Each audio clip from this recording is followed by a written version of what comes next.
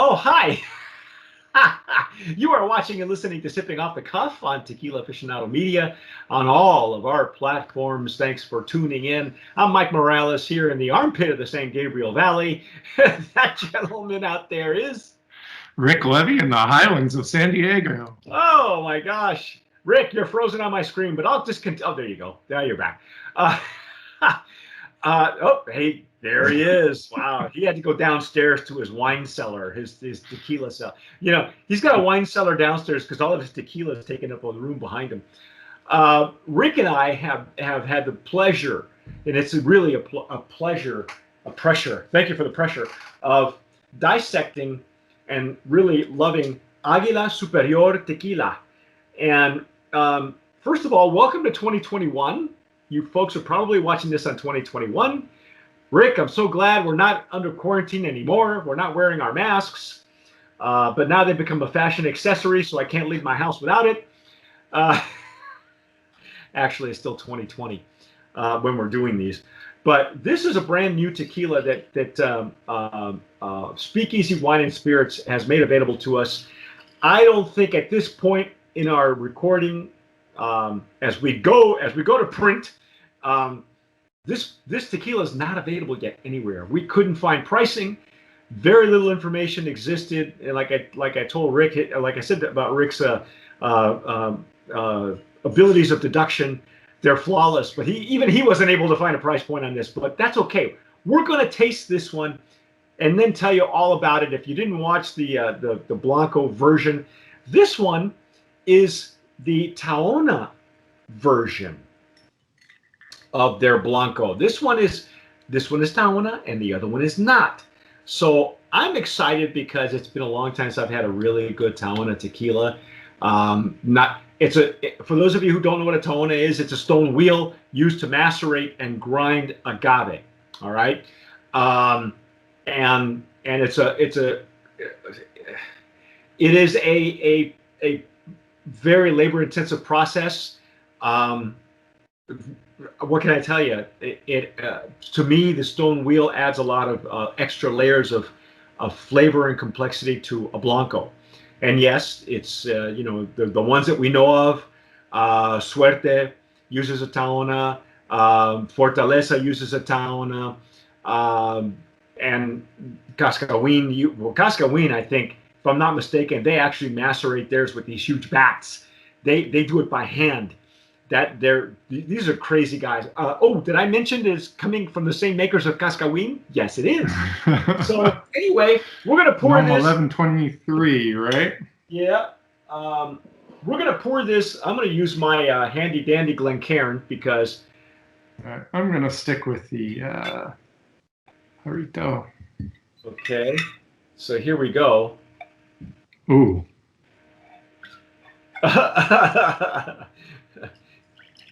Rick's always got to stick his nose in his bottle, so. Yeah. Well, the Tahona is announcing itself already off the top of the bottle, I think. Wow. I to be fair, I've had some, but Rick just popped the seal on his version. This, if you want to identify that the top of the cap is dark, it's black, whereas the non-Tahona is silver in color. I had to nominate it for Brand of Promise. I like their packaging. I know you've seen this bottle before, but I like what they've done with the half frosted look on the top and bottom, and it's got a see-through where you see the logo. It's kind of like those old vodka bottles, or I don't know if you remember Cristeros that Herradura used to make. It had that see-through frosted look, very reminiscent of vodka bottles. I kind of dig that. So. What are we getting, Rick? You got your. This is coming through. This is coming through more herbal for me than the standard Blanco did. I still get the citrus notes. Yeah. I'm not getting any. It's weird with Tahonas because sometimes you get it on the nose, and sometimes most of the time I sense it on the palate. Once on the intake, you'll taste more of the minerality, complexity, whatever, wet cement, whatever it happens to impart to the finished product. Yeah, so on the Blanco, it was really more the baked agave that was coming forward for me on the aroma. And here it's more balanced with the herbal qualities. And see, what Rick is sensing is something that I sensed in my original Blanco. I thought the citrus notes and the agave notes were more balanced instead of one overpowering the other. But Rick, like I said, just opened his bottle. So this is one of those tequilas that tells me that it's one of those tequilas with a little bit more complexity. You need to let it open. You need to let it talk to you. No sense in shooting stuff like this because they're not making this tequila that's that is labor intensive so that you can just shoot it and forget about it. This is one you want to sip to begin with.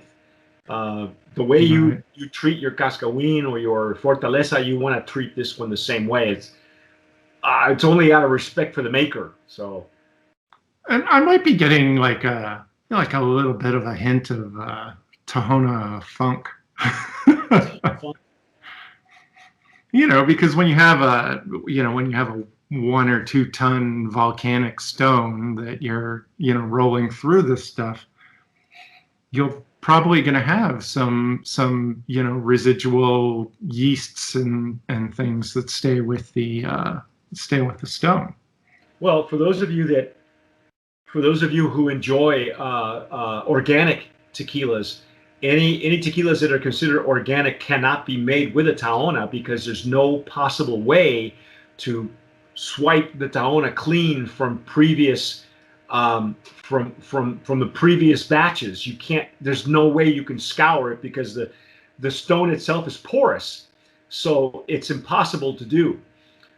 Which is okay So because could you have a stone that had only ever been used to macerate organic agaves? they you'd be hard pressed to find a USDA certified organic certifying agency to okay that. I have yet to see it. That doesn't mean that it's never going to happen because it could, but I've never seen it. And to right our point right now where we're at, um, that's just not the case. However, because in their paperwork in their sell sheet in the brochure that they sent us, they use 80% of their own agave for all their products. So they control from the field to the end product. So if they make it the same way, the Tahona itself is probably not going to affect another brand. You know what I mean? It's just not. It's not going to happen. Well, it might give you a little bit more cascahuin flavor, but I think that I think the way they make theirs, if I'm not mistaken, is a little bit different. But regardless, um, see now that I get to the center, and this, by the way, folks, there's barely, if any, alcohol. I'm not getting an alcohol even in the center. Yeah, Again, it's most just this all the this agave characteristics. yeah, and I think with you, I'm getting a little bit more of the baked agave, and I think just a hint of the Tahona. So we need to try it, man. Let's just dive in.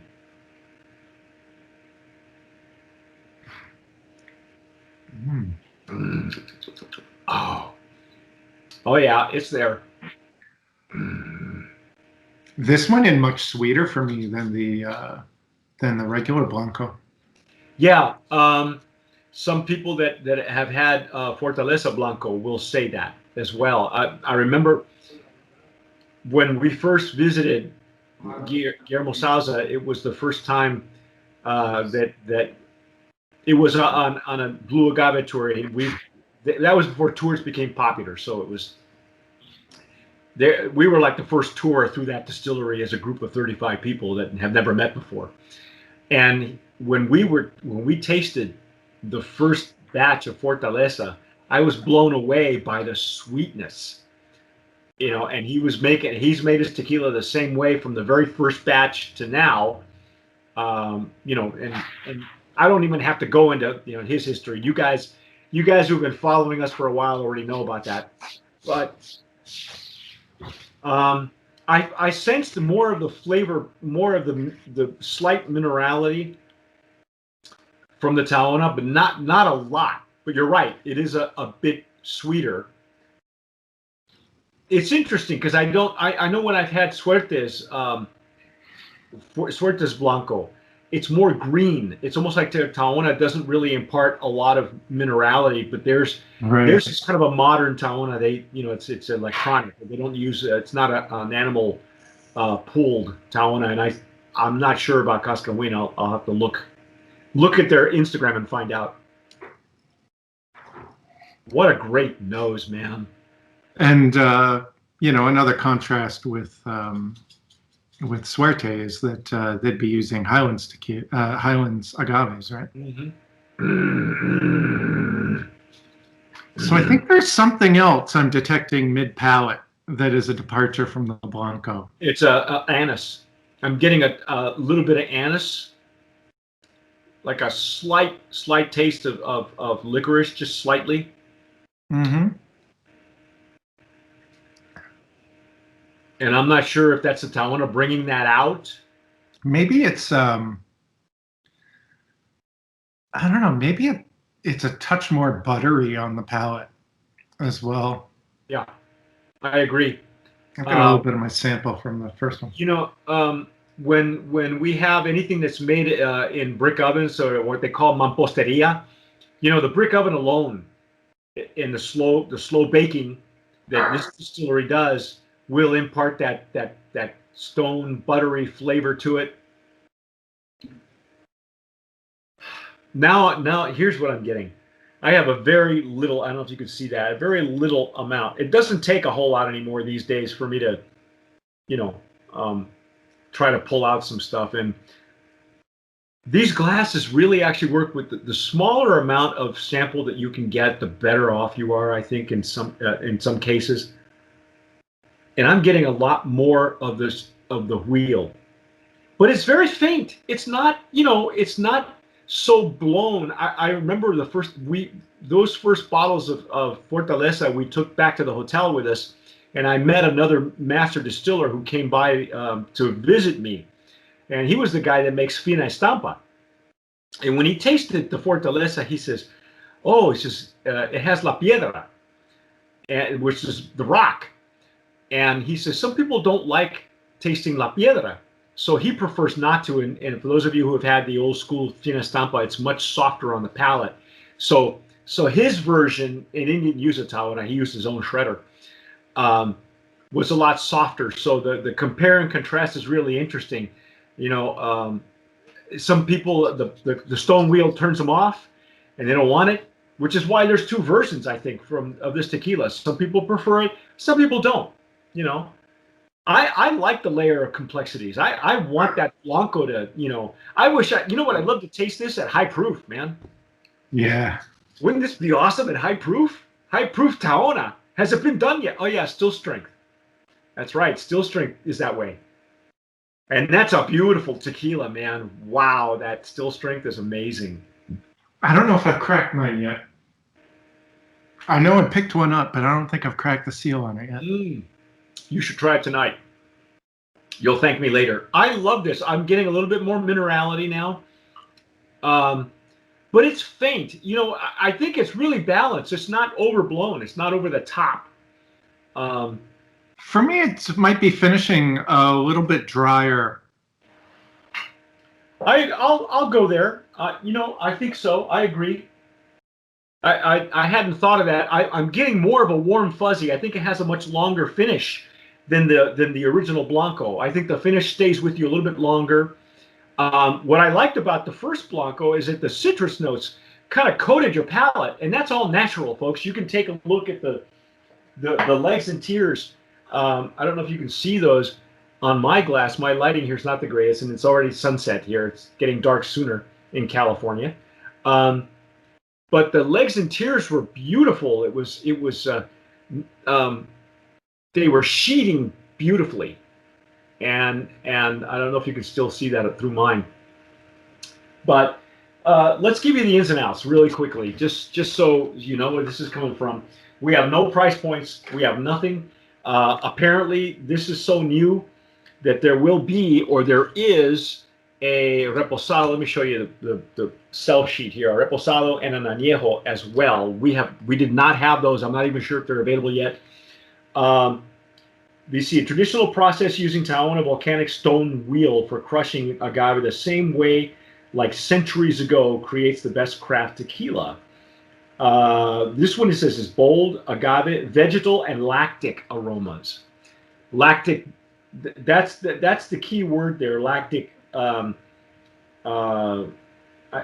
have to, if you look at our flavor wheel, our aroma wheel, you can explain what lactic is, but it's a much richer flavor. You're right. There's even more depth in this one than there is with the other one. And the regular Blanco is it's not a Passover. It's not one of those that you're going to put in. It's no slouch. Yeah, it's just it's a little bit on the brighter side compared to this. There you go. It's brighter. This one, like you said, it's butterier. It's they're calling it bolder. I'll buy Vegetal. I'll get that. I think there's a little bit more minerality on it. I think I got a hint of anise, not a lot, but on the back end of my palate. And the finish is long and warm. See, I was right. Wow. Damn. Look at this brochure. Look at that. I got a book, man. This is like Instagram to hold in your hand. Go follow them. This is coming from the makers of Cascawin. I will tell you, Salvador Rosales Trejo is the master distiller. Wow, this is a winner. And to this point, we're taping this in November for 2021, folks. It's not available anywhere unless you have seen it. If you've seen it, like Rick said before, let us know in the comments below. If you're watching us on Instagram, wherever you're listening to us, wherever you download your podcast, if you've seen it, shoot us an email and tell us what you think, because this is another winner by the makers of Cascawin, Siembra Valles. If you kind of fall into that, if you lean toward those flavor profiles, you are not going to be disappointed. And in this case, with Aguila Superior, they have both for those of you that like the rock and don't like the rock, they've got you covered. So, and we're not talking about Dwayne Johnson's tequila. Yeah, no, La Piedra. When you hear the word piedra, that means the rock. That's what they call the rock in Mexico, La Piedra. Whatever. Anyway, Brand of Promise nominee in that Blanco Tahona category. And now it's got a separate category of its own. But wow, man. See, I even gave Rick some ideas now. Now he's gonna have to break open his still strength and do the side by side. Because I would love to taste this tequila at a higher ABV, just the Blanco, because I think they've become popular, just like a barrel strength añejos. Supposedly they're going to be resting their añejos in American oak and French oak. So I'm excited about this. I want to thank Speakeasy Wine and Spirits for making this possible, throwing this at us. I think we're really the first couple of guys to taste this right now, and I'm so stoked. And it couldn't come from a better maker. It looks like these brand owners are pretty well funded, because they got some gorgeous POS. Let's see here. I think in these profiles will hold up well in the barrel. And with the French oak, the combination of French oak and American oak, I'm really kind of stoked to see the profiles that they create there. They've got the descriptions, which is killing me now, because they're telling me that the Reposado oven cooked Blue Weber agave harmonizes with smooth taste and rich flavor, defines perfectly this old school handcrafted treasure. Well, it's tequila marketing happy talk. It's kind of empty, but it sounds delicious. You know what I mean? So, and the Tahona version's probably not going to go into a barrel, right? That's just for the Blanco.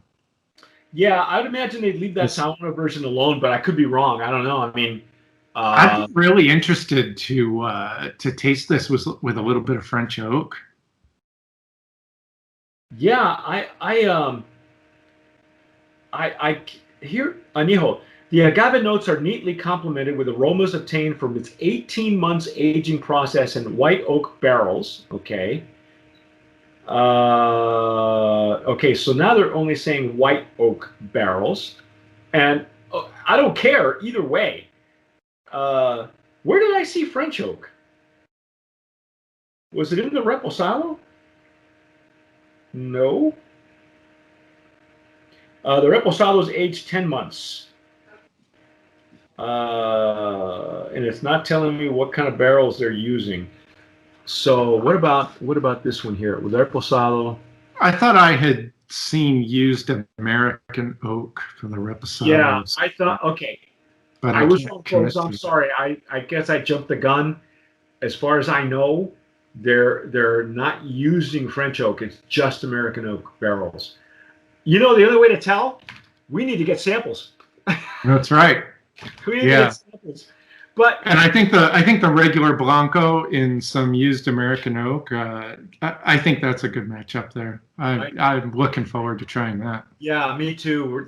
Again, our thanks to Speakeasy Wine and Spirits for making this happen. They owe us the Reposado and the Añejo versions when they're available. Don't leave us hanging. Yeah, man. You got to tell us the end of the story here.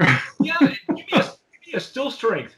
Give me something. Give me something higher, man. At a higher ABV, I want it. But that's our take on Aguila Superior. That's the Tahona version. You've been watching and listening to Sipping Off the Cuff on Tequila Aficionado Media on all of our networks, all of our platforms. Continue to subscribe to us anywhere you find us on Instagram, Pinterest, Facebook Watch, Facebook IGTV. We're everywhere, and of course YouTube. Hit that red button to subscribe. Hit the notification bell. Tell us you like the video, and whatever you do, tomar sabiamente. Sip wisely.